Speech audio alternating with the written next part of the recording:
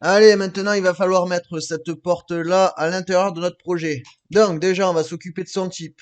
Donc, je vais cliquer ici sur type de famille. Ici, je vais créer un nouveau type. Et donc, là, je vais l'appeler par exemple PE pour porte d'entrée.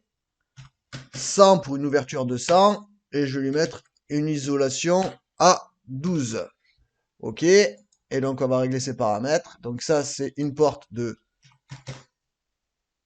largeur 1000 avec une épaisseur d'isolant de 120 parce que, encore une fois, on est ici en millimètres. Appliquer, OK. Donc, je vais ouvrir mon projet et je vais charger ça dans mon projet. Donc ici, j'ai bien mon projet porte RVT, je retourne à l'intérieur de ma famille et je charge ma famille dans le projet. Charger dans le projet. Remplacer la version existante, oui. Et c'est parti. Donc c'est quel type ça? Porte d'entrée. Et donc moi je veux PE100 ISO 12. Boum. Tout a l'air de fonctionner parfaitement. Maintenant, il y a quelques détails que j'aimerais régler. Parce qu'une porte, normalement, elle est positionnée par rapport à son niveau fini. Donc, elle, je vais la prendre et je vais pas la mettre par rapport à RC BR, mais RC tout court, fini. Hein, donc, moi, là, j'ai un petit souci parce qu'en fait, toute cette zone-là, c'est un seuil et ça devrait être créé après. Et si, par exemple, j'ai un carrelage ici sur ma terrasse, il devrait venir continuer ici pour venir mourir contre mon profilé. Ensuite, ce que je vais faire, c'est une zone de coupe. Ici, je vais prendre ma zone de coupe et je vais la réduire pour l'amener jusqu'à mon seuil, comme ceci. Voilà. Donc moi, si je regarde ici, sur le côté, voilà, il faudra pareil que donc ici, sur tout le fond, ici, j'ai une ouverture, parce que cette zone-là, en réalité, c'est pas de l'isolant, qu'on voit ici avec juste un trait de hachure. Ici, d'ailleurs, si je me mets sur une plus petite échelle, par exemple au 50e, voilà. Ici, on voit bien avec ce hachurage que ici, c'est du isolant. C'est de l'isolant. Alors que normalement, ça devrait pas être de l'isolant. Ici, il devrait y avoir un petit élément en béton sur lequel doit venir se poser ma menuiserie. Donc, j'ai ces deux problèmes à régler. Et ensuite aussi, je voudrais faire en sorte de pouvoir attribuer facilement des matériaux à chacun des constituants de mon profil. Donc, on va régler ça tout de suite. Je suis de retour dans ma famille et je vais faire une réservation ici pour mon seuil et à l'intérieur ici pour l'appui de ma menuiserie. Donc, dans un premier temps, je crée une extrusion de forme vide que je vais placer d'abord aléatoirement, comme ça. Et je vais l'aligner sur chacun de mes plans. Donc, aligner sur ce plan-là, ça, je verrouille. Ici, sur mon tableau, et pareil ici aussi, sur mon tableau, et je verrouille. Et ici, au niveau de mon profil. Et je verrouille. Échappe. Je regarde en 3D ce que ça donne. Donc ici, j'ai bien mon profilé qui est au sol. Je vais donc sur ma vue extérieure et je valide. Donc moi là, ce qui m'intéresse, c'est que si nous considérons par exemple que pour l'instant ce niveau de référence ici, c'est mon niveau fini, il faudrait donc que ça descende de l'épaisseur de ma chape. Donc je vais faire un plan de référence de l'épaisseur de ma chape. Donc pour l'instant, 7 cm, soit 70 mm. Je vais donc créer un plan de référence.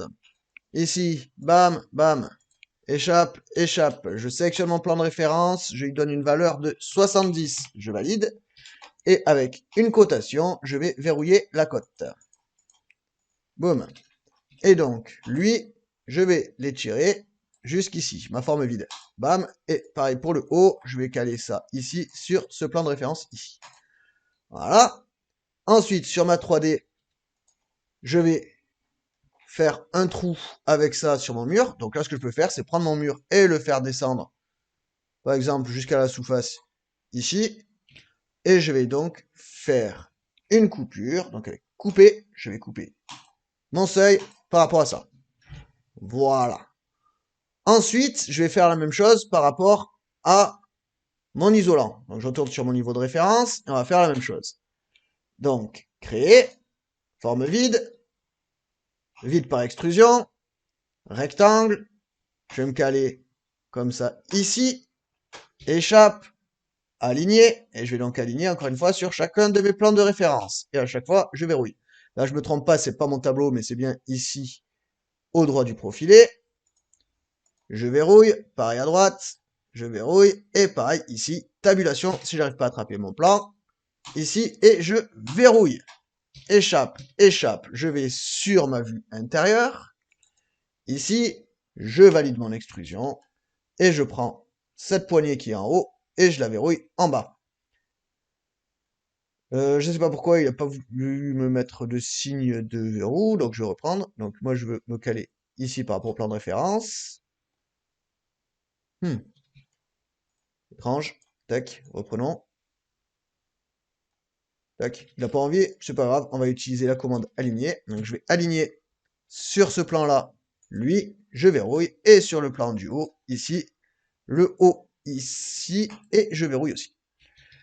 Je retourne dans ma 3D. Dans ma 3D, je vais faire la même opération, c'est-à-dire que je vais soustraire ça à ça. Donc, couper l'orange, le noir, et c'est bon. Par contre, si je regarde comme c'est ici, là, je vois qu'il y a un petit souci là sur ma porte. On va regarder sur la vue intérieure ce qui se passe.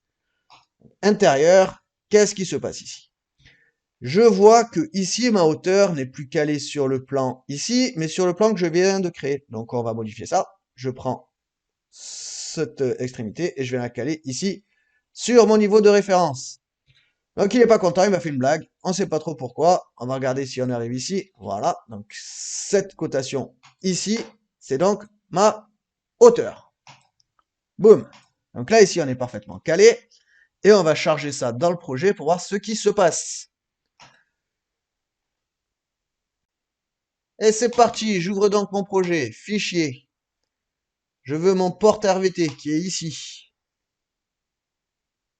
Je vais donc charger ma famille à l'intérieur et je vais remplacer la version existante. Ok, alors, est-ce que mes personnages ont fonctionné? Non, pas du tout.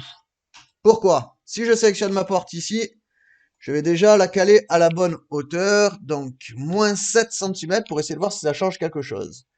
Donc là, ça semblerait bon. J'aurais bien ici mon mur qui est coupé, qui est donc en attente de ma chape. Et donc j'ai bien ici ma réservation pour faire mon petit ouvrage en béton armé pour poser ma porte dessus. Tout semblerait fonctionner. Mais il y a deux choses qui me chagrinent. Si je sélectionne ma porte, c'est effectivement ici que j'ai moins 7.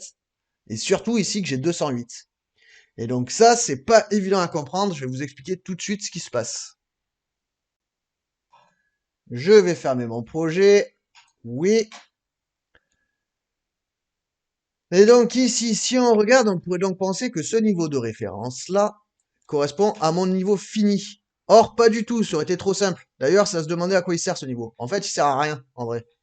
Donc concrètement, ce qu'on va faire, c'est que nous, on va créer un autre plan de référence.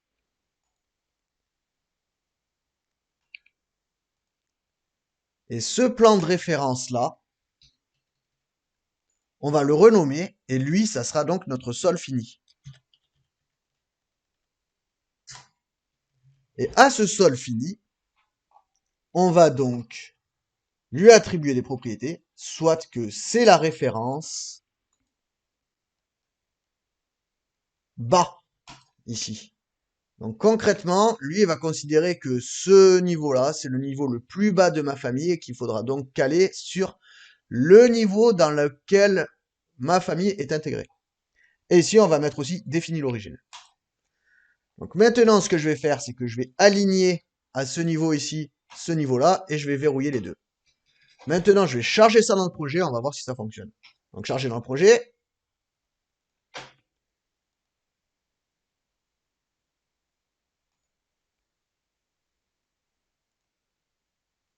Charger dans le projet. Je remplace. Et on va voir de suite ce qui se passe. Donc, si je sélectionne à nouveau cette porte, ici, je vais enlever les -7, je vais mettre 0. Entrée. Donc là, déjà, ça c'est nickel. Hauteur de l'appui, 0 par rapport à mon sol fini. Ça, c'est parfait. Et j'ai bien ici mes 215. Donc là, je vais juste devoir finir en mettant mon petit ouvrage en béton armé ici, avec par-dessus une petite réglette pour faire tout propre. Et ensuite, je vais dessiner mes sols à l'intérieur et à l'extérieur. Donc, pour faire cette petite réglette, on aurait pu passer par une autre famille, mais moi, je vais simplifier la chose. Donc, on va tout simplement aller ici sur notre niveau intérieur. Je vais aller sur donc mon niveau de référence, et sur mon niveau de référence, je vais tout simplement dessiner mon élément ici. Donc, pour faire ça, je vais faire créer, extrusion, rectangle. Comme d'habitude, je positionne ça comme ça, échappe, échappe. Je vais aligner sur chacun des éléments, sur chacun des plans de référence. Pam, pam, je verrouille. Pareil ici, je me trompe pas, celui-ci, et je verrouille. Ici, je verrouille. Et pareil pour ce plan ici, et je verrouille. Échappe, échappe. Je vais donc sur ma vue intérieure. Je valide. Je retrouve ici ma forme. Je vais venir la caler en bas ici. Et je verrouille. Donc j'ai le même problème que tout à l'heure, je ne sais pas pourquoi. Je vais donc aligner sur ce plan-là le bas et je verrouille. Et sur le haut, ici, et je verrouille. Échappe, échappe. On va regarder en 3D ce que ça donne. C'est pas mal du tout. Pardon, c'est pas ici, c'est ici. Tac, voilà, c'est pas mal du tout. On retrouve ici mon petit élément en béton armé. Mais ce qu'on aurait pu faire, pour être encore plus précis, c'est vraiment faire du béton armé en dessous et au-dessus, une petite réglette en alu par exemple. Donc, je vais retourner sur mon niveau intérieur. Je vais faire un autre plan de référence. Ici. Ce plan de référence, je vais le mettre